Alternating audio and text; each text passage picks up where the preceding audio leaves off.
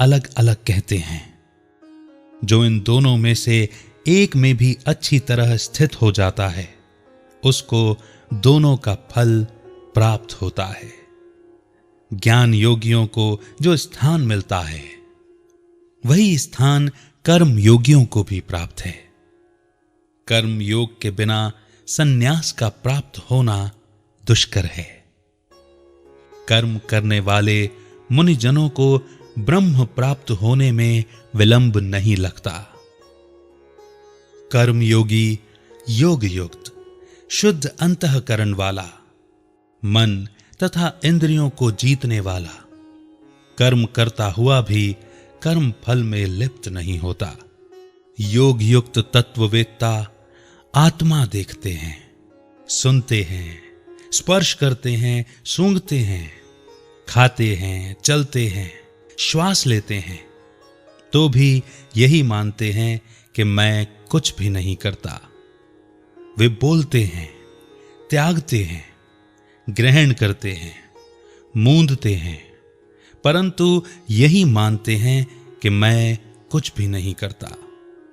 और यह मन में धारण करते हैं कि इंद्रियां भी अपने अपने विषयों को बरतती हैं। प्राणी ब्रह्म में अर्पण कर, संग को त्याग कर कर्म करता है। वह पाप में इस प्रकार लिप्त नहीं होता जैसे कि कमल पत्र पर जल नहीं ठहरता। योगी जन शरीर से, मन से, बुद्धि तथा इंद्रियों की आसक्ति से रहित होकर आत्म शुद्धि के निमित्त कर्म करते हैं। योग युक्त आत्मा कर्म फल को त्याग कर मुक्ति रूपी शांति का लाभ प्राप्त करती है, और जो योग रहित है वह कर्म फल की इच्छा के बंधन में पड़ जाता है। सब कर्मों को मन से त्याग करके जो प्राणी इस नव द्वार इंद्रियों की देह रूपी पुरी में न कुछ करता है और न कुछ कराता है, आनंद पूर्वक रहता है।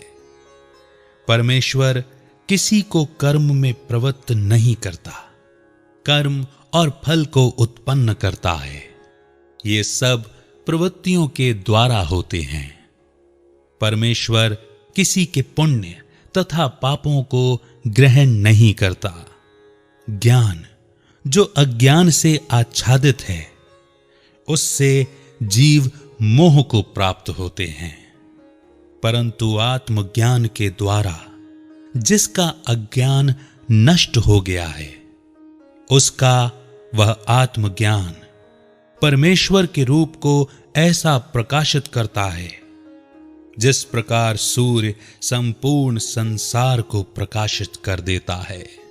उसी परमात्मा में जिन मनुष्यों की बुद्धि स्थिर है और उसी में मन को लगाए रहते हैं, और जो सदा उसी के चिंतन में लगे रहते हैं, तथा ज्ञान द्वारा जिनके सब पाप नष्ट हो गए हैं, वे इस कलयुगी संसार में पुनः जन्म नहीं लेते, क्योंकि ब्रह्म निर्दोष और सर्वत्र समान है।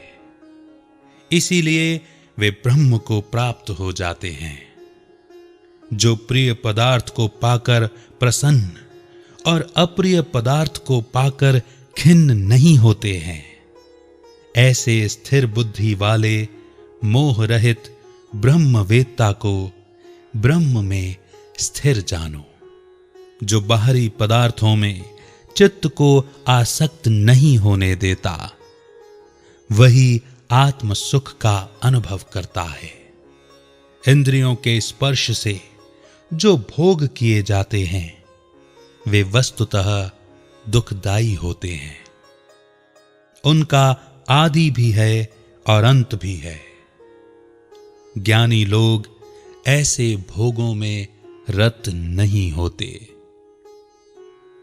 शरीर छूटने के पहले जो मनुष्य काम और क्रोध के वेग को सहन करने में समर्थ होता है, वही योगी और सच्चा सुखी है।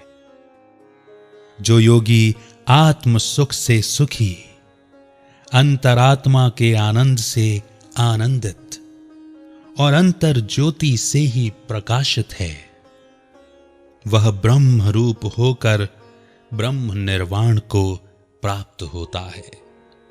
मन के वेग को जिसने रोक लिया है, ऐसे आत्मज्ञानी योगियों को ब्रह्म निर्वाण सहज